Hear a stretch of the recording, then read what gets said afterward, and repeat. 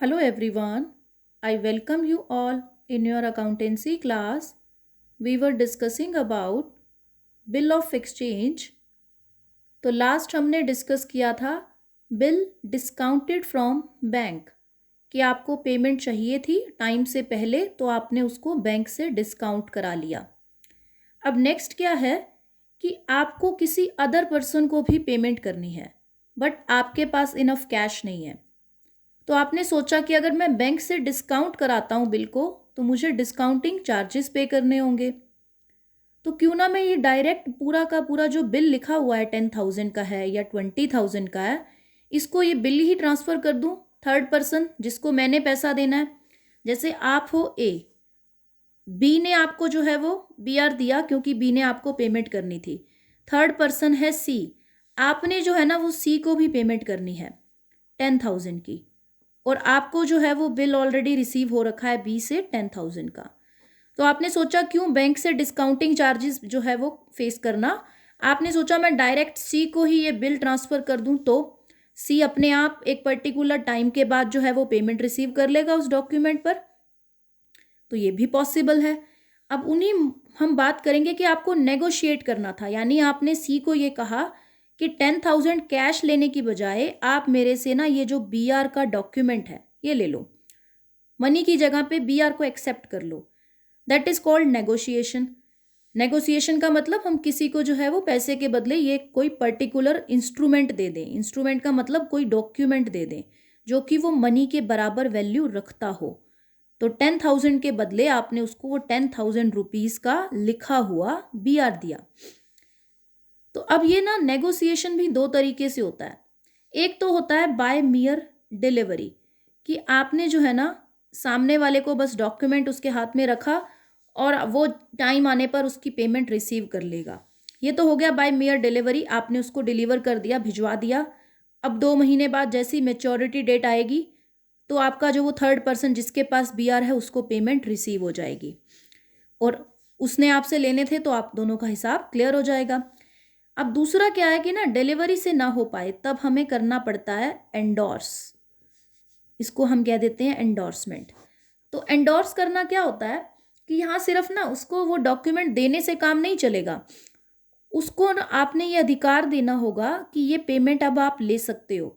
उसके लिए आपको बिल के पीछे अपने जो है वो साइन करने होंगे।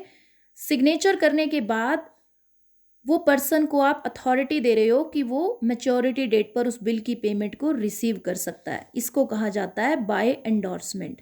एंडोर्समेंट का मतलब कि आपने पीछे साइन किए उस बिल के। तो मोस्टली जो बिल होते हैं वो एंडोर्समेंट के थ्रू ही होते हैं, बिकॉज ऐसे तो हमारा बिल हो सकता है ऐसे यूं ही किसी के पास पहुंच जाए, किसी ने चुरा लिया तो भी वो पेमेंट रिसीव कर सकता है। तो दैट्स वाई एंडोर्समेंट जरूरी है, यानी पीछे आपका साइन जरूरी है। तो यहाँ आप 3 पार्टीज होंगी।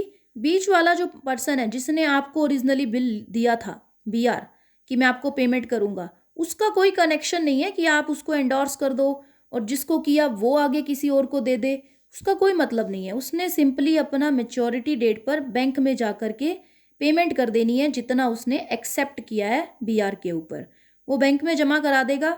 बैंक में लेने वही जा सकता है जिसके पास वो बिल होगा। तो आगे जितने से जितने पर्सन के पास भी एंडोर्स होता जाएगा, लास्ट जिसके पास होगा वो बैंक में जा कर के अपनी पेमेंट रिसीव कर लेगा। तो यहाँ हमारे जो चैप्टर है यहाँ पर हम 3 ही पार्टीज लेके चलेंगे, भी ज़्यादा जो है एंडोर्स नहीं, हम एक ही पर्सन के पास एंडोर्स करने की एंट्रीज को सीखेंगे। तो यहाँ पर एक्स जो है वो हम ये मानते हैं कि सेलर है, वाई जो है वो बायर है, तभी उसने जो है वो एक्सेप्ट किया होगा ना, पेमेंट करेगा, और जेड जो है वो थर्ड पार्टी रहेगा।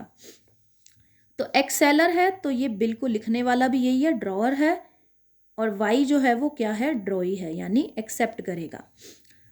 ठीक है। और एंडोर्समेंट के पॉइंट ऑफ व्यू से देखें तो एक्स जो है वो एंडोर्सर है, यानी एंडोर्स करेगा, और जेड एंडोर्सी। बाकी पार्टीज के नेम से ज़्यादा हमें जर्नल एंट्रीज के ऊपर गौर करना है कि कंसेप्ट समझना है पीछे का कि कौन क्या जर्नल एंट्रीज पास करेगा। अब इसको हम एक न्यूमेरिकल के थ्रू समझते हैं। एक स्टेटमेंट दिया गया है, देखिए हमें यहाँ का है कि y owed 26,000 to x। Y ने जो है ऑ किए हैं 26,000 x से। तो वाई ने ओ किए हैं, मतलब वाई ने जो है वो उधार लिया है 26,000 का। अब जो है 5 मार्च 2017 को उसने बिल एक्सेप्ट किया है 25,000 का। लिए 26 थे बट बिल 25,000 का 1 मंथ के लिए ड्रॉ किया है एक्स ने बिल। फुल सेटलमेंट कर रहा है वो अपने डेट की इस बिल के थ्रू, यानी 1,000 रुपीज़ भी उसने छोड़ दिए, उसने फुल सेटलमेंट कर ली।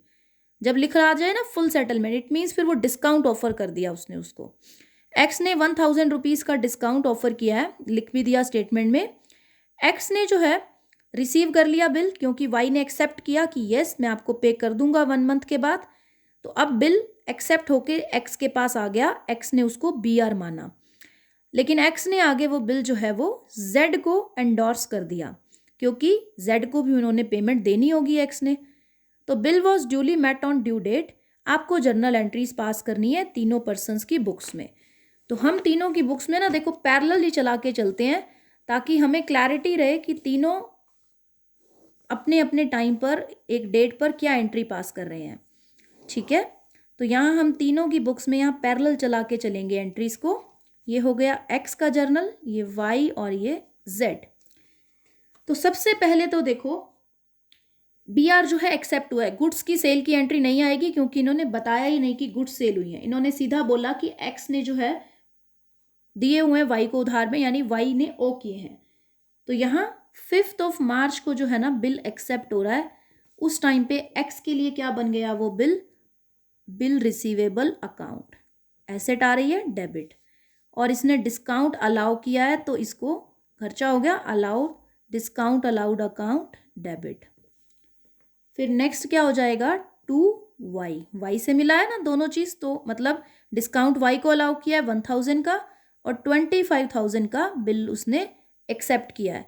तो वाई को आपने जो टोटल डेट था उससे मुक्त कर दिया कि 26,000 आपका जो है वो हमने कवर किया। और वाई ने जो है वो इसको जो इशू किया है, मतलब कि मैं दे दूंगा पेमेंट, वाई के लिए क्या बन गया वो बिल्स पेबल। तो बिल्स पेबल लाइबिलिटी है, लाइबिलिटी क्रेडिट होगी।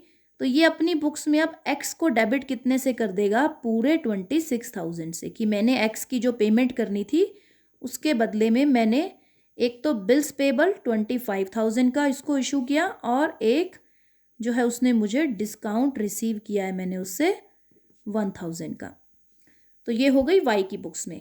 इस टाइम पर एक्स कोई एंट्री नहीं करेगा, क्योंकि एक्स का कोई मतलब नहीं है ना आपको कहाँ से क्या रिसीव हो रहा है फिलहाल। अब आपको लगा कि भाई मैंने तो पेमेंट जेड की भी करनी है, तो आपने जो है ना इमीडिएटली 5 मार्च को ही इस बिल को जो है वो जेड को एंडोर्स किया। तो जेड को बिल एंडोर्स करने की अब क्या एंट्री बनेगी आपकी, यहाँ आप बनाओगे जेड को कर दोगे डेबिट, क्योंकि जेड को बिल दे रहे हो ना, तो जिसको हम कुछ दे रहे हैं रिसीवर डेबिट होगा, to B bill receivable account, कि आपका बिल रिसीवेबल आपसे उठ करके आपने किसको दे दिया, जेड को। और जितने का था ना 25 का था तो 25 से एंट्री करो, क्योंकि बिल 25,000 का था तो वो 25,000 से एंट्री होगी, 26 मत लेना, 1,000 का डिस्काउंट था। इस टाइम पर वाई को कोई मतलब नहीं है आप क्या कर रहे हो। वाई ने तो 1 मंथ के बाद जब ड्यू डेट आएगी तब वाई जो है अपनी पेमेंट करेगा, और जेड को रिसीव हो जाएगा। तो जेड को BR रिसीव होगा, तो बिल रिसीवेबल अकाउंट डेबिट 25,000, और टू क्रेडिट किसको कर देगा, जिसने उसको दिया है, एक्स ने दिया है तो एक्स 25,000 से।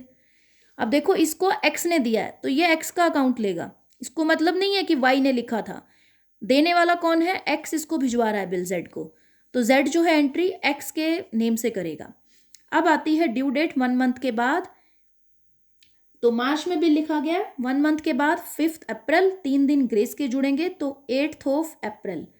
8 अप्रैल को एक्स को पहले तो देखो नॉर्मल केस होता तो पेमेंट रिसीव होती, बट अब एक्स के पास बिल ही नहीं है, वो बैंक में क्या शो करे, तो उसको कोई पेमेंट रिसीव नहीं होगी। क्यों, क्योंकि वो खुद रिसीव करता 10,000, तब भी तो वो अपनी आगे किसी को देता ना पेमेंट, तो यहाँ उसने जेड को देनी थी तो वो जेड अब रिसीव करेगा।